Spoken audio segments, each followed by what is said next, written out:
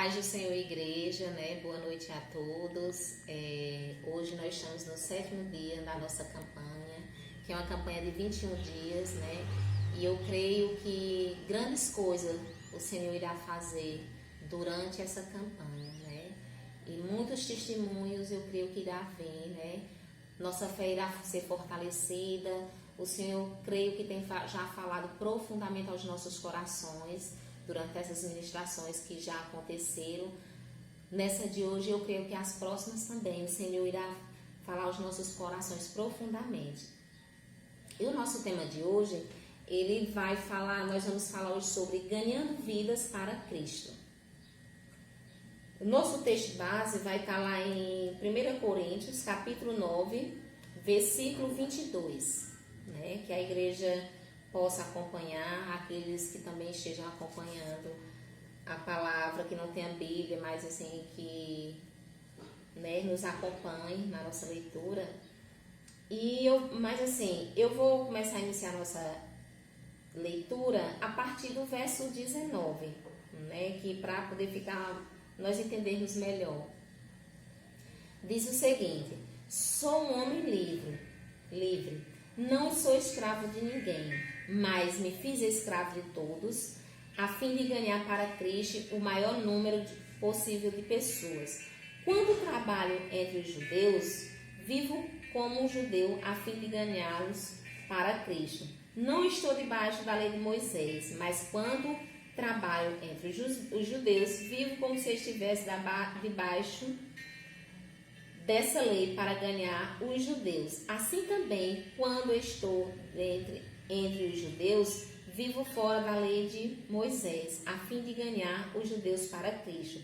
Isso não quer dizer que eu não obedeça à lei de Deus, pois, de fato, debaixo da lei de Cristo. Pois estou debaixo da lei de Cristo. Quando estou entre os fracos na fé, eu me torno fraco também, a fim de ganhá-los para Cristo. Assim me torno tudo para todos, a fim de poder, de qualquer maneira, salvar alguns. Meus amados, se vocês voltarem no início do capítulo 9, Paulo estava passando por momentos difíceis na igreja, né? Onde ele recebia muitas críticas, onde muitos julgavam ele, né? Pela questão financeira, essas coisas, né? Que não é o nosso tema agora. Mas assim, ele começa, a partir do verso 19, ele começa a se justificar, mas a partir do verso 19, ele começa a dizer o que era o verdadeiro trabalho dele, o que era que ele estava, que ele não estava ali por questões financeiras, para ter privilégio, não.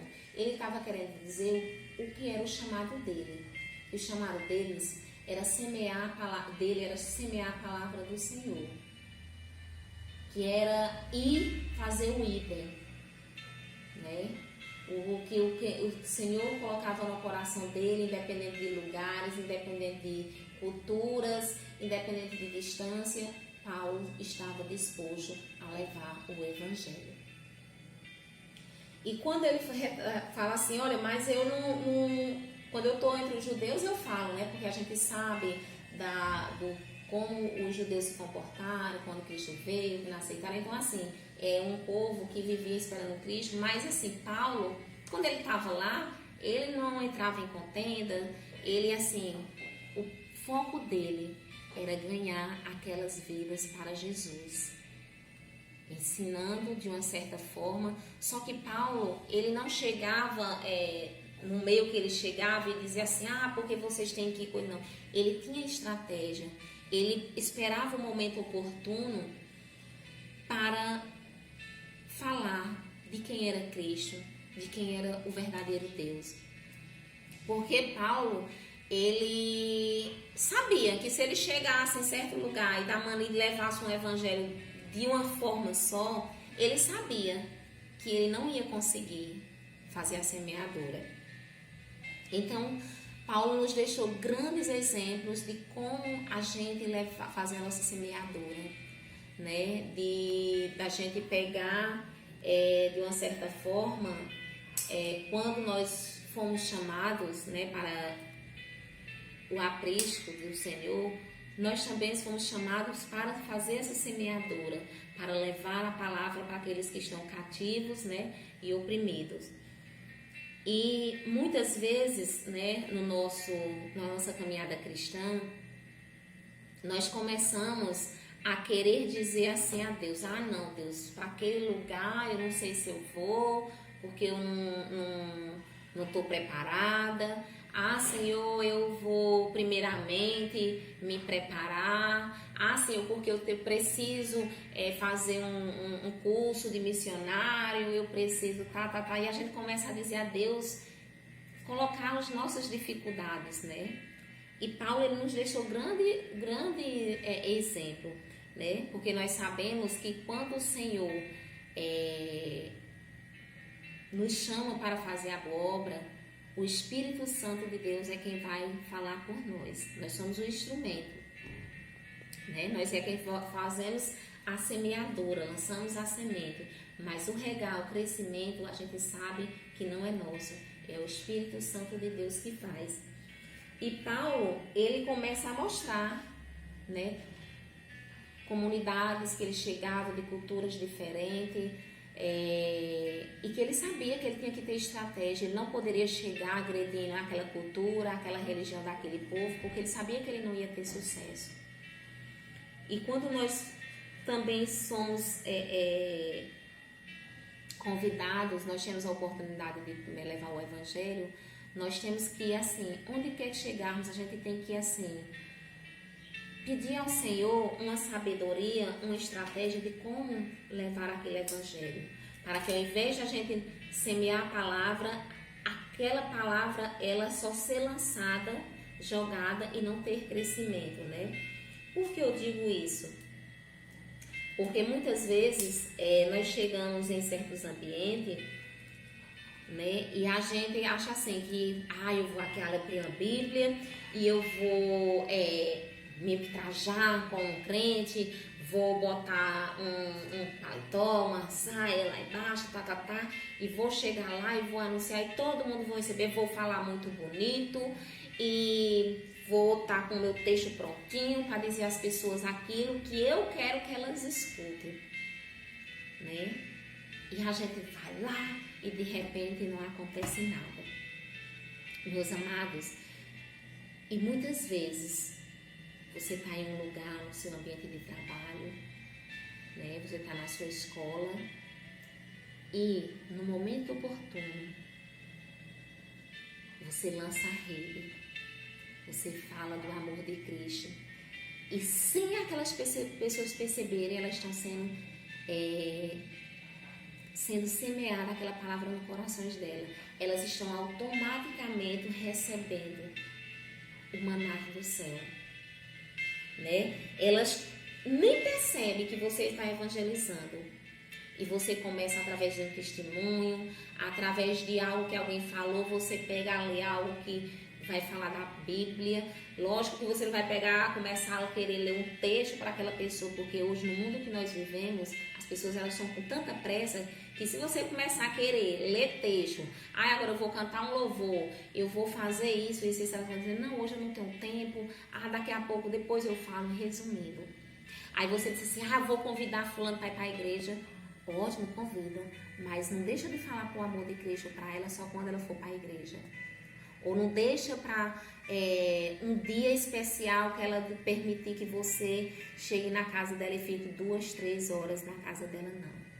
5 minutinhos que você tenha, fale, diga para ela quem era você, o que o Senhor fez, conte algo de experiência na sua vida, de um livramento, conte de algo que o Senhor assim fez por ti, que o Senhor tem para fazer na vida daquela pessoa. É através do nosso testemunho que nós ganhamos vidas. Eu creio que Paulo, quando ele chegava nos lugares, né, de culturas e mais cultura, Paulo não chegava já forçando, não. Paulo pegava, primeiro deixava, né, aquele pessoal falar, e Paulo começava a conhecer a cultura daquele povo, como era que eles se comportavam, o que era que eles tinham entendimento de quem era Cristo, de quem era Deus.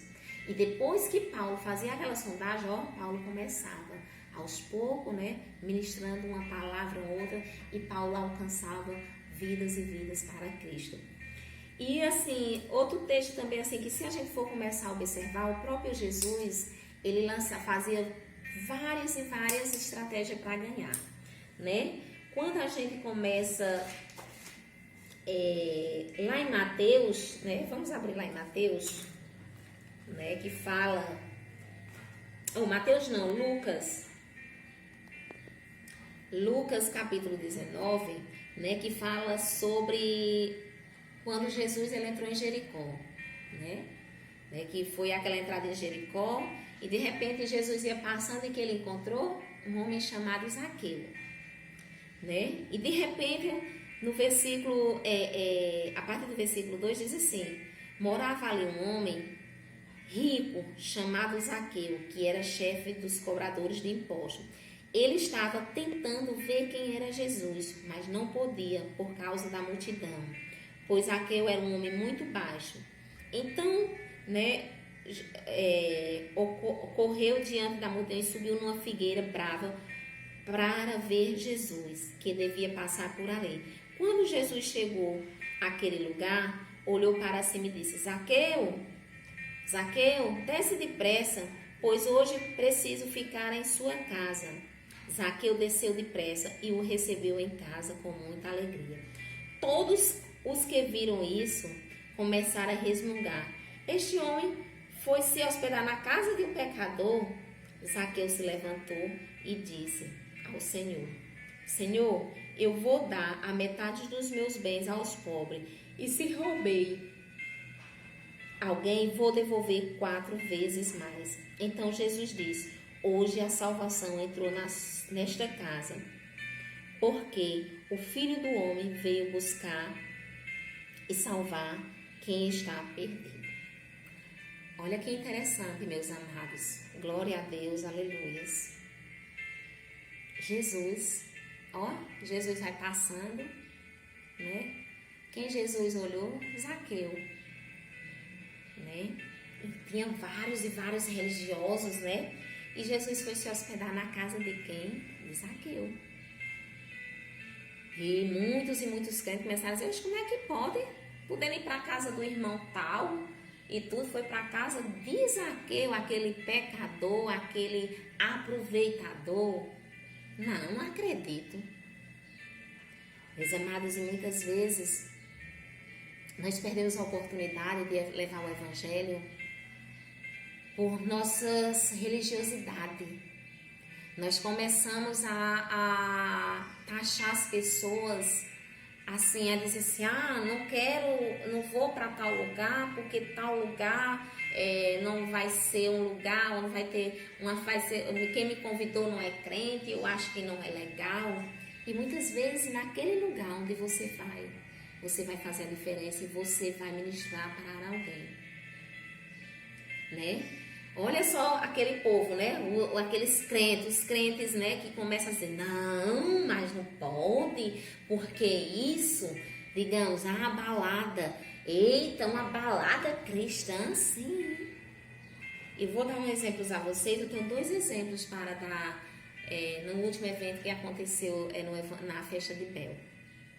O primeiro exemplo foi da questão do DJ. O DJ que estava na festa de Bel, ele não era crente. Eu poderia dizer: eu tenho que procurar um DJ crente. Mas em tudo que eu fui fazer, em tudo que eu fui nos fornecedores, eu orava ao Senhor, para que o Senhor me mostrasse quem era que eu ia contratar. E me apareceu esse DJ, né? E eu falei para ele que era uma festa cristã e tudo, e ele tudo bem, foi. E quando terminou a festa, ele disse assim: senhora, eu estava preocupado de como era que eu ia tocar numa festa de crente, porque na minha visão, os crentes eram aquele povo que sentava, aquele povo triste, que não ia querer coisa, e eu ia ficar com vergonha, porque porque eu não ia saber como animá-los. E para minha surpresa, eu descobri que vocês são um povo alegre, que vocês não precisam de bebida para se alegrarem, que vocês são um povo felizes. Olha o nosso testemunho para um DJ que não é cristão, que não é conhecido da palavra. Ele foi impactado pela nossa alegria, uma alegria diferente. Então, a nossa alegria, a nossa maneira, o nosso testemunho que nós demos lá, foi lançado, foi semeado no coração daquele DJ. E eu creio que nós lançamos a semente no coração dele. Então, o crescimento, o regar, é com o Senhor. Outro testemunho foi de uma amiga de Bel, né? A mãe dela é evangélica. Ela é, mas assim, não é assim aquela menina ainda que é firmada no Senhor. E Bel convidou ela para fazer parte da dança, ela aceitou e tudo. E quando o pastor, ele ministrou, né, foi fazer a ministração para Bel, né? O pastor estava fazendo a ministração para Bel, mas o pastor não sabia que ali tinha pessoas não crentes, né? O pastor poderia dizer assim, a festa de Bel, o pastor não sabia quem era que estava lá, se era todo mundo crente, se tinha alguém que não era, o pastor não sabia, mas o pastor lançou, ministrou aquilo que o Senhor tinha colocado no coração dele. E o aniversário dela vai acontecer próximo sábado, e ela disse para Bel o seguinte, Bel, ela já tinha ensaiado a música da dança dela lá, que não é minha música evangélica, e ela chegou para Bel e disse assim, ô Bel, quando eu cheguei em casa, eu disse à mãe que eu não queria dançar mais aquela música, porque aquilo que o pastor ministrou, algo dentro do meu coração me inquietou, algo no meu coração mudou. Tá vendo, irmãos? A palavra foi semeada no coração daquela jovem. Algo, o Espírito Santo começou a trabalhar naquela vida. E mais na frente nós vamos com certeza colher frutos que foram lançados através das músicas, né, da nossa balada, né, que muitos, né, que podem ser aqueles rotulados religiosos, podem dizer, balada, mas balada não é coisa de cristão, como é que pode? Pode, meus amados. Davi, ele dançou na presença do Senhor, né? E foi taxado que, né, depois a gente sabe a história, né, que o Senhor pesou a mão sobre aqueles que estavam criticando a Davi. Então, se o Senhor te mandar for uma estratégia de você ganhar vida numa balada, faz a balada. Não como Paulo, ele diz o seguinte, né, que não como aquela questão de ele não ser um servo, tá debaixo da lei de Deus, porque nós vivemos debaixo da lei de Deus, nós somos escravos de Cristo, nós não somos escravos da lei, nós não somos escravos de uma religião, nós somos escravos do Senhor, nós fazemos parte do Senhor. Então, se for para você fazer algo que tenha uma balada, faça. Mostre para aqueles que estão lá no meio, que não conhecem o Senhor, que você é feliz, que você é um jovem, que você não precisa de uma droga, que você não precisa de uma bebida. Alcance essas vidas, né? Através de uma ministração que o pastor estava ministrando para a vida de Bel, aquela jovem, ela foi alcançada. Como outros, eu creio, que também que estavam lá na festa dela, que não eram evangélicos, né? Imagina, se eu só tivesse feito, todo mundo que vai trabalhar na minha festa vai ser cristão, todos os convidados da festa de Isabelle, não Deus me livre de não crente, não. O Senhor disse, leva também não crentes. E sementes foram plantadas, né? Então, Jesus foi criticado, imagina, por os religiosos, e disse assim, como é que pode? Por que não vai para a casa do irmão tal? Não, mas Jesus disse assim, é para a casa de Zaqueu. E no final Cristo disse, hoje a salvação entrou nesta casa, pois este homem também é descendente de Abraão, porque o Filho do Homem veio buscar e salvar quem está perdido. Aleluias, glória a Deus. Meus amados, o nosso chamado é esse. É a oportunidade que nós temos da gente quebrar paradigmas, a religiosidade, de a gente começar a olhar para aqueles que estão precisando da palavra de Deus, a gente não querer dizer, só fulano que eu vou ministrar, não, fulanos. Nós temos que levar a palavra para aqueles que estão perdidos, para aqueles que estão opressos, para aqueles que estão presos. É o nosso papel. A gente não precisa que o pastor marque um dia de evangelizar. Porque eu só vou quando tiver o evangelismo. Não. A Bíblia diz que nós temos que fazer o hino, pregar o evangelho a tempo e a fora de tempo. É o nosso chamado. É não precisar que o pastor diga, mas porque hoje você vai estar fazendo isso. Não. Não esperar que a gente tenha cargo na igreja, não esperar que a gente, se você está lá sendo tio, se você está lá num dia na portaria, você está evangelizando, você está chegando, por exemplo, para aqueles que estão chegando ali na recepção, você está dando umas boas-vindas, você está dizendo para ele o quanto nós amamos, o quanto ela é importante, não importa como ela está. E essa é a palavra que hoje eu trago que o Senhor ministrou ao meu coração, que nós levamos a palavra, porque o reino do Senhor. E assim, uma parte que diz assim, que Cristo, quando ele estava ministrando com os apóstolos, ele disse assim, né, que ele chegou em um lugar e ele disse para os seus discípulos, a seara é grande, mas está faltando, né, aqueles, né, os trabalhadores. Pedimos ao Pai que envie mais. E aí, meu amado, você está ouvindo o chamado do Senhor para levar o ministério do evangelizar, sem ser formal? Ou você está esperando chegar um dia de você fazer um estudo, ser um teólogo, ou você receber um cargo? Não. Leve a palavra onde o Senhor quer que você vá. Não espere, não rotule os lugares que o Senhor te mandar. Paulo, ele não escolhia o lugar, era o chamado do Senhor. E ele levava, e ele se comportava, né? De certa forma, quando ele chegava, ele disse, se é para me comportar como judeu, eu vou me comportar. Se é como não judeu, eu me comporto. Nisso não quer dizer que quando você estiver no ambiente, eu vou estar no ambiente e vou estar todo mundo ali fazendo, bebendo, então eu vou ter que beber. Não, meus amados. Nós vamos nos comportar como um verdadeiro cristão. Mas no momento oportuno nós vamos falar quem é Cristo. O quanto Cristo é. Que o Senhor possa nos abençoar e nos despertar para o nosso grande chamado. E nesse momento nós vamos orar. Querido Deus, Pai Celestial, aqui nós estamos, Senhor amado, Deus Santo, mais uma vez, meu Pai querido, na Tua presença, onde nós fomos ministrados, meu Pai querido, Deus Santo, a compreender e a entender o nosso verdadeiro chamado.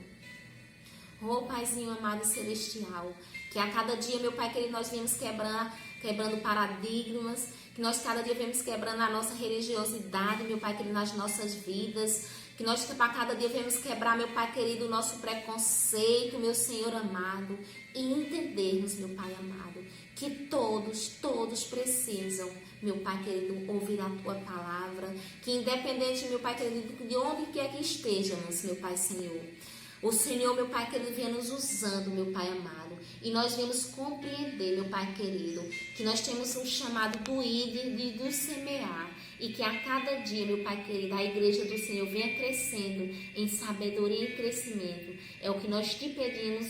E, meu Pai querido, nesta noite, fica conosco, meu Pai amado e celestial, em nome de Jesus. Amém.